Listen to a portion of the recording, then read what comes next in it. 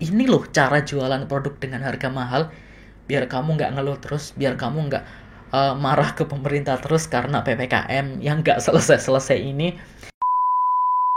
Halo teman-teman, selamat datang di channel Mari Berkarya. Kali ini aku akan share tentang gimana caranya kita menjual produk yang sebenarnya murah harganya, tapi kita akan jual dengan harga yang sangat mahal. Gimana caranya? Aku akan share 5 tips, so tonton video ini sampai habis.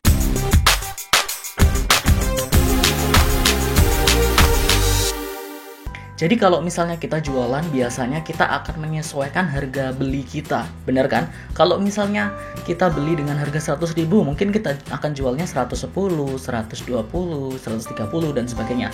Jarang banget orang yang misalkan beli barang, katakanlah barangnya 100.000, tapi dijual dengan harga 5 juta, 10 juta. Yang berkali-kali lipat dari harga belinya atau harga produksinya. Misalnya kita produksi barang, harga produksinya total semuanya kira-kira misalnya 100.000, tapi kita jual dengan harga 5 juta. Jarang banget ada orang yang seperti itu. Tapi apakah itu bisa? Bisa banget. Nah, gimana caranya? Aku akan share 5 caranya, so perhatikan baik-baik dan ini bisa kalian praktekkan dan kalian tiru kalau misalnya kalian ingin menjual produk yang sebenarnya biasa saja dan harganya murah, tapi kalian jual dengan harga mahal. Kunci dari semua hal yang akan aku share ini sebenarnya adalah mengalihkan fokus customer. Oke, mengalihkan fokus customer. Jadi customer nggak berfokus pada barangnya, tapi pada sesuatu yang akan kita set. Nah, yang pertama adalah berikan bonus dan sebutkan harga. Kalau bisa bonusnya itu lebih besar dari produk yang akan kita jual. Contohnya seperti ini. Ini aku pelajari dari beberapa buku, salah satunya adalah buku Rocket Marketing. Kalian bisa beli bukunya di link di description box di bawah kalau misalkan kalian mau. Salah satu contohnya adalah kalau misalnya kalian jualan ballpoint, satu buah ballpoint biasa banget yang mungkin kalian bisa beli dengan harga 1.000-2.000, tapi kalian bisa jual ballpoint itu dengan harga 500.000. Gimana caranya? Salah satu caranya kalian kasih bonus seperti yang sudah aku bilang tadi. Bonusnya misalnya berupa kalau misalkan beli ballpoint ini, kamu akan mendapatkan sebuah e-book, katakanlah electronic book seharga 300.000. Plus kamu akan mendapatkan free course atau free training atau free workshop atau free apa senilai 1.200.000. Kamu akan mendapatkan free konsultasi bisnis selama 1 bulan atau 3 bulan katakanlah kayak gitu, seharga 800.000 katakanlah. Jadi total bonus yang akan kamu dapatkan lebih dari 2 juta rupiah. Itu namanya mengalihkan fokus. Jadi customer atau calon customer kita itu tidak lagi berpikir tentang produknya. Oke, tidak lagi berpikir tentang ballpoint kok harganya 500.000. Mereka nggak akan berpikir seperti itu. Tapi mereka akan berpikir ke bonusnya, ke apa yang kita berikan di balik itu. Oh iya ya, kalau misalnya aku beli itu aku dapat free training, aku dapat free course, aku dapat free konsultasi. Wah, keren ini. Wah, menarik ini. Kayak gitu. Makanya banyak sekali dari orang-orang atau mungkin para trainer mungkin ya, mereka akan memberikan bonus segede-gedenya kalau misalnya kalian tahu dan mereka akan sebutkan nilainya. Kamu akan mendapatkan free bonus ini senilai ini, senilai ini, senilai ini. Terus harganya dicoret, diganti dengan harga yang lebih murah. Katakanlah kayak gitu. Itu memang salah satu strategi, salah satu trik, dan memang itu nggak masalah gitu loh, selama kalian fair. Maksudnya selama kalian memberikan itu dengan benar. Jangan sampai menipu. Contohnya kalian janji mau berikan e-book, tapi nggak kalian kasih e-booknya. Nah itu salah. Itu salah, oke? Dan kalau misalnya kalian berikan bonus, jangan sampai kalian rugi. Makanya semua yang diberikan, kalau misalnya aku contohkan tadi, itu adalah sesuatu yang bisa diberikan berkali-kali lipat. Maksudnya kayak gini. Jadi kalau misalnya aku berikan ke kamu, aku juga bisa berikan ke orang lain, ke banyak orang juga, tanpa aku harus memproduksi lagi, tanpa aku harus kehilangan sesuatu lagi. Beda kalau misalnya kalian berikan barang fisik. Contohnya beli ballpoint ini gratis, katakanlah laptop atau handphone seharga 1 juta atau 2 juta katakanlah kayak gitu. Ya kalian pasti rugi dong.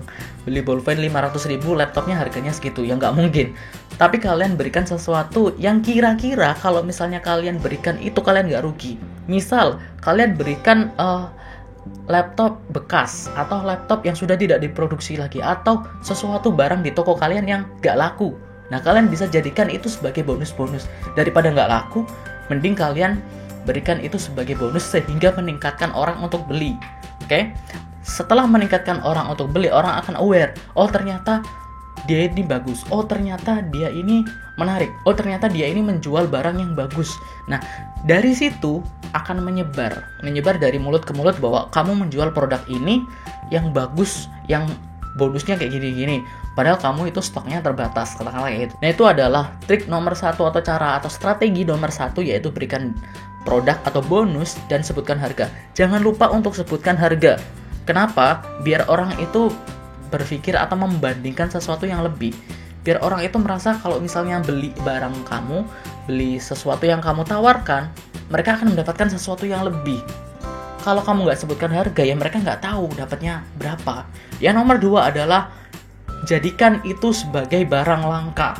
Oke? Jadikan itu sebagai barang langka. Kalian cukup produksi barang itu secara terbatas, secara eksklusif. Contohnya, kalau misalkan kalian perhatikan barang-barang mewah, barang-barang yang harganya itu di atas harga normal lah, kayak mobil sport yang merek itulah kalian tahu. Kemudian misalnya tas, atau misalnya jam tangan, atau misalnya anything yang harganya itu jauh di atas harga normal. Nah, mengapa mereka bisa seperti itu? Selain karena brand ya, selain karena brandnya udah terkenal dan sebagainya, mereka pasti memproduksi tidak banyak-banyak. Misalnya cuman 100, cuman 50 piece, cuman 10 piece, atau bahkan cuman 5 piece, 5 produk maksudnya. Jadi mereka produksi terbatas loh. Kenapa? Mereka nggak rugi apa produksi cuman segitu? Sebenarnya mereka bisa jual lagi loh dengan itu. Nggak. Itu memang strateginya mereka. Mereka memang sengaja memproduksi sesuatu secara terbatas biar harganya naik. Oke? Harga naik. Nah, kalau misalnya harganya naik itu akan terjadi kelangkaan. Kalau misalnya banyak sekali demand-nya, banyak sekali orang yang nyari, jadi strateginya seperti ini untuk kelangkaan ini. Ini aku share agak ribet ya, tapi sekilas saja. Nanti aku akan share lebih dalam lagi di video selanjutnya. Jadi strategi kelangkaan itu sebenarnya caranya, yang gampangnya adalah kita riset dulu. Jadi perusahaan-perusahaan itu selalu melakukan riset, mencari tahu demand-nya itu berapa banyak. Berapa banyak sih orang yang pengen produk ini? Berapa banyak sih orang yang tertarik membeli produk ini? Katakanlah orang yang tertarik itu katakanlah 2000. Jadi demand-nya itu 2000, oke? 2000. Nah, mereka nggak akan produksi 2000. Mungkin mereka cuma akan produksi 500 doang. Dan yang dijual di pasaran mungkin sekitar 400 atau 300. Dan mereka selalu sisakan.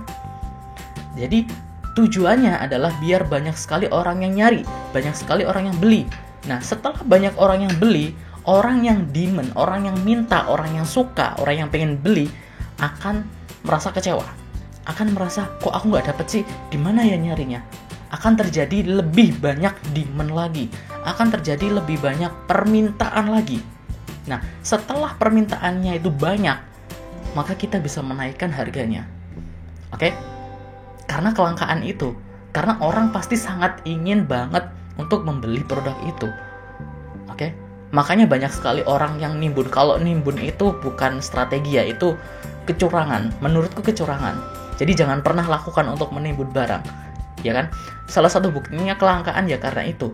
Tapi kalau misalnya kita memang sebagai produsen atau sebagai penjual atau sebagai pemilik brand, kalau misalnya memang kita produksi suatu barang, kita bisa menerapkan strategi itu, bukan nimbun ya. Kalau nimbun itu kita beli produk orang lain, atau misalkan ada orang yang membutuhkan banget tapi kita nggak kasih kayak gitu, dan akibatnya kita nggak kasih itu berdampak buruk bagi dia. Nah, itu salah, itu nggak boleh, itu nggak bisa.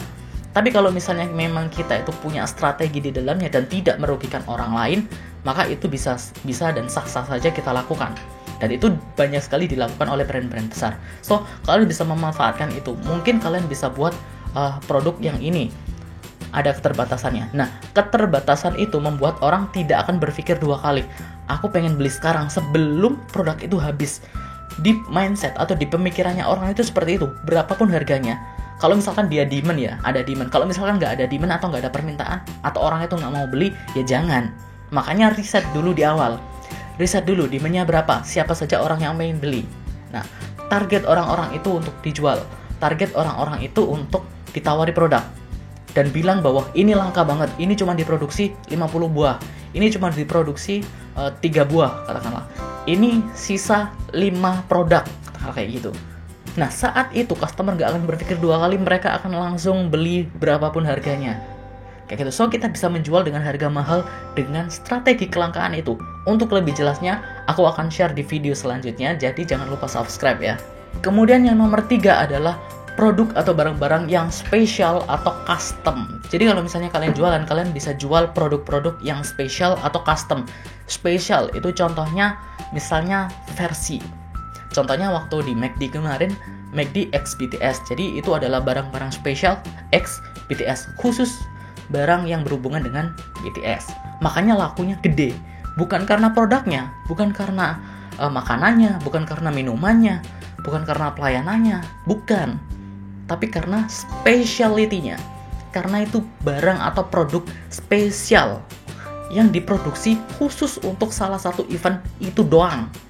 Kayak gitu. Di hari-hari biasa enggak, cuma diproduksi saat itu doang. Makanya itu sebagai barang spesial. Dan kalau misalnya itu harganya dinaikkan, it's okay, nggak masalah, karena itu spesial. Kemudian custom. Mengapa barang-barang custom itu dijualnya lebih mahal? Contoh misalnya kaos kayak gini. Nah ini misalnya adalah barang-barang yang custom. Aku pengen nulis ini adalah namaku, atau pengen nulis ini adalah fotoku atau foto siapa kayak gitu. Nah itu adalah barang-barang custom. Kita bisa custom sendiri sesuka hati. Nah itu harganya bisa naik. Kenapa bisa naik? Karena ada request di sana, ada apa ya, kekhususan. Ada kekhususan yang khusus dibuat untuk orang itu. Oke? Jadi dia nggak produksi massal, dia nggak produksi banyak banget gitu, enggak. Contoh lagi misalnya katakanlah cincin pernikahan, dibuat khusus, diukir nama dan sebagainya, bentuknya juga dibuat khusus. Nah itu akan lebih mahal dibandingkan kalau misalnya kita beli di pasar cincin biasa kayak gitu. Nah itu justru akan lebih mahal. Mungkin bahannya sama, mungkin ukurannya lebih kecil, tapi itu tetap harganya mahal dari harga biasanya. Karena itu kalau misalnya kalian ingin menjual produk yang harganya sebenarnya biasa saja, produk-produk sehari-hari dengan harga yang tinggi, maka kalian jual produk-produk yang bisa di custom, bisa dispesialkan. Atau kalian cari deh ide-ide kreatif yang membuat produk kalian itu spesial. Contohnya misalnya katakanlah nanti hari Natal misalnya, kalian buat produk kalian berhubungan dengan hari Natal atau New Year, tahun baru. Kalian bisa buat produk kalian yang berhubungan dengan tahun baru. Misalnya kalian jual katakanlah pisang goreng kalian bentuk seperti trompet kayak gitu. Itu adalah produk-produk yang khusus dan itu bisa kalian jual dengan harga tinggi. Kemudian yang nomor 4 adalah momen. Seperti yang sudah aku share sebelumnya, kalau misalnya ada momen-momen atau event-event, contohnya Natal, tahun baru, lebaran, atau hari-hari event-event spesial lainnya, kemerdekaan misalnya. Nah, itu biasanya harga-harga akan naik kan. Contoh misalnya pada saat tahun baru, harga trompet naik. Oke? Harga petasan mungkin naik. Harga snack mungkin beberapa ya ada yang naik. Nah, kenapa seperti itu? Karena mereka butuh. Karena demand-nya itu banyak. Di event-event tertentu atau di momen-momen tertentu itu demand atau permintaannya itu banyak. Permintaan banyak membuat pedagang atau penjual itu sah-sah saja untuk menaikkan harga. Makanya kalian kalau misalnya jualan, lihat momen.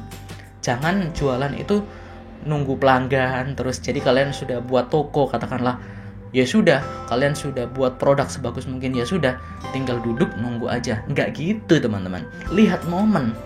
Kalau misalkan momennya katakanlah minggu depan atau bulan depan, itu momen orang-orang yang misalnya musim nikah katakanlah. Nah, kalian buat produk kalian itu bisa berhubungan dengan pernikahan kayak gitu. Bisa berhubungan dengan event itu. Misalnya minggu depan katakanlah tahun baru katakanlah kayak gitu ya. Nah, kalian itu harus buat produk-produk yang berhubungan dengan tahun baru. Supaya kalian bisa jual produk itu dengan harga yang lebih mahal dari harga biasanya. Kalau misalnya kalian cuma buat produk yang biasa, kalian nunggu pelanggan datang, ya yang pertama pelanggan kalian kalau nggak butuh ya nggak datang. Kemudian yang kedua, kalian nggak akan dianggap spesial, kalian nggak akan dianggap sesuai dengan event itu. Justru orang-orang ini itu biasanya, terutama orang Indonesia ya, itu selalu heboh atau selalu meriah dengan sebuah event, entah itu event apapun ya, karena itu adalah sesuatu yang berbeda dari hari biasanya. Karena banyak sekali orang yang bosan dengan hari normal atau flat kayak gitu. Kalau misalkan ada event tertentu, katakanlah hari ulang tahun atau hari apa, mereka akan merayakan itu dengan spesial, dengan apa ya istilahnya, mereka akan membeli apapun untuk atau khusus untuk event itu atau momen itu, supaya momen itu nggak terlupakan, supaya momen itu berkesan.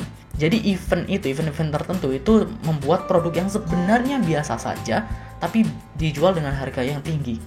Oke, so lihat momen, lihat event, jangan cuma jualan nunggu customer doang. Oke, kemudian yang nomor 5 yang terakhir tentu saja brand. Oke, brand bisa membuat suatu produk yang sebenarnya biasa saja menjadi harganya lebih mahal.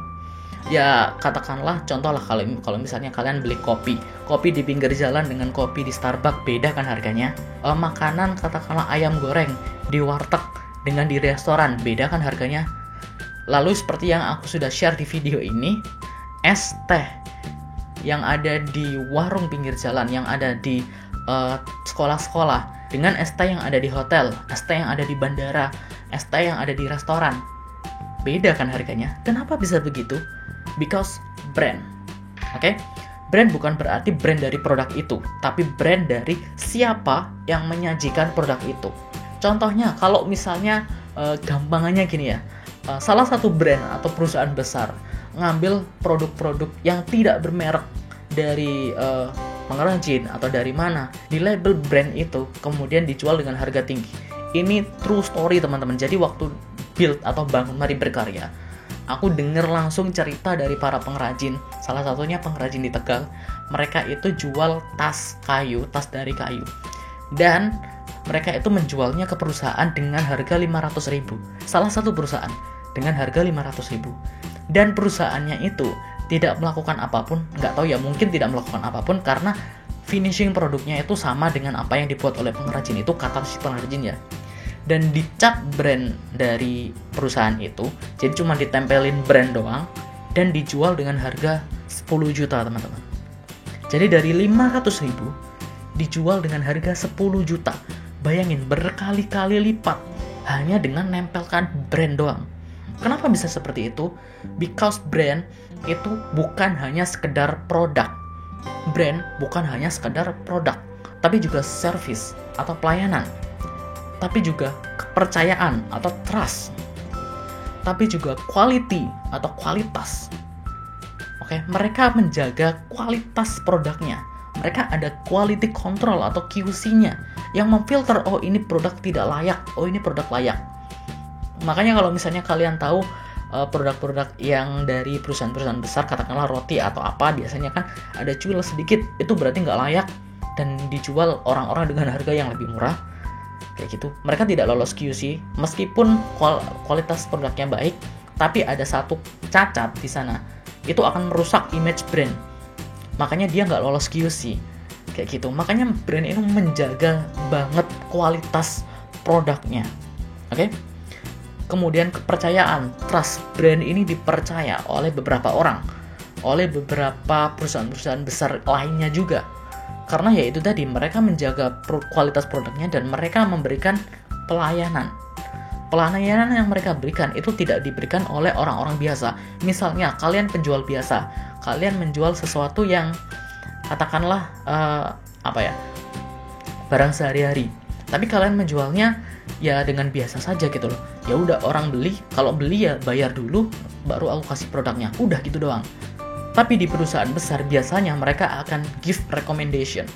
Kalau misalnya ada orang datang, mereka akan tanya kebutuhannya apa. Oh, aku butuh produk yang ini. Dan salesnya di perusahaan itu, mereka akan give recommendation. Mereka kasih, oh kalau misalkan kayak gitu bu, mending produk ini. Karena produk ini tuh kayak gini. Ada juga alternatifnya, yaitu produk ini. Produk ini tuh kelebihannya kayak gini. Harganya kayak gini. Nah, kalau misalnya untuk bapak ibu, aku sarankan produk yang ini. Kayak gitu. Mereka kasih rekomendasi, kasih solusi. Kita sebagai penjual biasa, biasanya kan nggak kayak gitu. Kalau misalnya ada orang datang, kalau misalnya dia nyari sesuatu, kalau nggak ada, ya udah. Maaf mas, ini nggak ada. Kita nggak nanya masalahnya apa, butuhnya produk yang seperti apa, terus keluhannya apa selama ini. Mereka nggak nanya gitu. Jadi kalau misalnya kalian ingin membangun sebuah brand, pastikan apapun yang kalian lakukan itu fokusnya ke customer. Biar customer lebih loyal, biar customer lebih ngeh, biar customer lebih sayang dengan brand kita. Karena kita memberikan solusi, bukan menawarkan produk.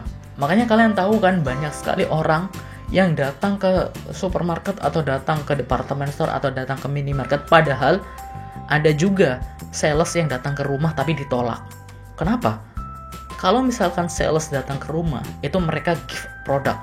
Customer atau calon customer itu membayangkan bahwa ini orang pasti bawa produk, pasti mau jualan. Karena apa? Kita nggak butuh. Mereka nggak akan menyelesaikan masalah kita. Tapi kalau misalnya kita punya masalah di rumah, katakanlah genteng bocor, katakanlah sandalnya rusak, atau katakanlah pengen ke pesta tapi nggak punya baju, mereka akan dengan sendirinya pergi ke department store, pergi ke supermarket, dan menanyakan produknya, dan membeli produk itu. Oke? Itu bedanya.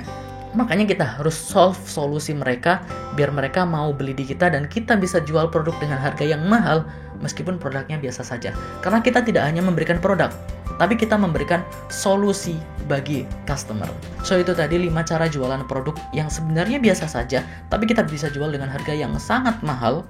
Dan semoga informasi tadi bisa bermanfaat dan berguna bagi kalian. Dan jangan lupa praktekkan. Aku pribadi sudah mempraktekannya dan terbukti bisa dan berhasil.